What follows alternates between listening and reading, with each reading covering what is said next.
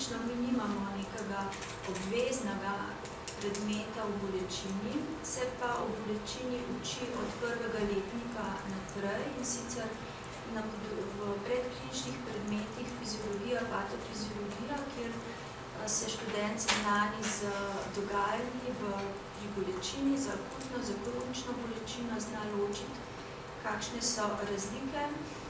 Potem naprej v predkliničnem predmetu farmakologija tudi o zdravljenju, medikamentoznem zdravljenju bolečine, od nesteroidnih antirevmatikov, opioidnih analgetikov, indikacije, kontraindikacije, zapleti.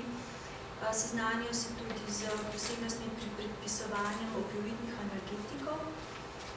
Potem v nadaljevanju, če od četrtega letnika naprej pridejo bolj do kliničnih predmetov, je v četrtem letniku anesteziologija, kjer študente, to je obvezni predmet, študentje imajo 12 ur stika z anesteziologijo, seveda ob drugih stvarih, ki jih moramo naučiti, se seznanijo tudi z akutno bolečino, z zdravljenjem akutne bolečine. Tukaj mislim predvsem pri kirurških posegih in pa pri travmi. Naučimo jih ocenjevati bolečino z bolečinskimi lestvicami, poteka kot predavanja in pa vaje v simulacijskem centru ter v operacijski dvorani. Prav tako so v pooperativnih vizitah, kjer se seznanijo za oceno bolečine po kirurških posegih. Potem v nadaljevanju so tema bolečina, predvsem nevropatske in glavobol pri nevrologiji in pa kolegi iz Onkološkega inštituta na povabilo onkologov imajo tudi predavanja o bolečini pri rakavih bolnikih. To, da je potrebno uvesti nek interdisciplinaren predmet, kjer bi združili več različnih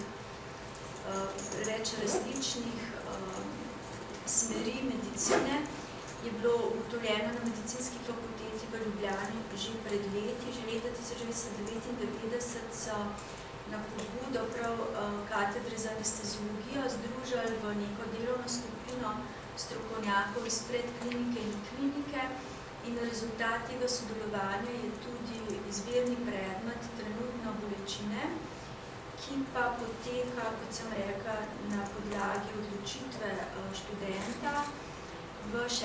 letniku. In pa izbirni, ker je pač naš namen, da ponovno študente tik pred diplomo, to se pravi tik pred tem, ko grejo v prakso, ponovno predstavimo problem bolečine skupaj z drugimi vejami medicine, pa tudi nemedicinskih, kot so sociologija, psihologija.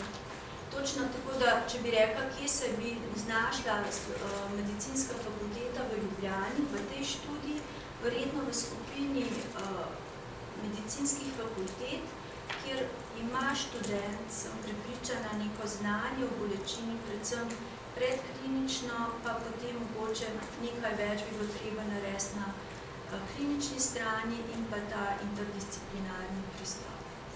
Kakor je ta interdisciplinarni pristop na medicinski fakulteti v Ljubljani viden, zato prenovo in bo še bolj viden pri reakreditaciji, samo za primerjavo, mogoče lažje, boljšo ilustracijo. Včasih smo imeli predmete ortopedija, travmatologija, kirurgija, rehabilitacijska medicina, zdaj to vse združeno v predmet gibala. In podobno je pri vseh drugih, kot so teh modulih oziroma predmetih na medicinski fakulteti v Ljubljani in prav tako je tudi na bolečini, trenutno seveda izbirnem predmetu, vendar možnost interdisciplinarne povezave.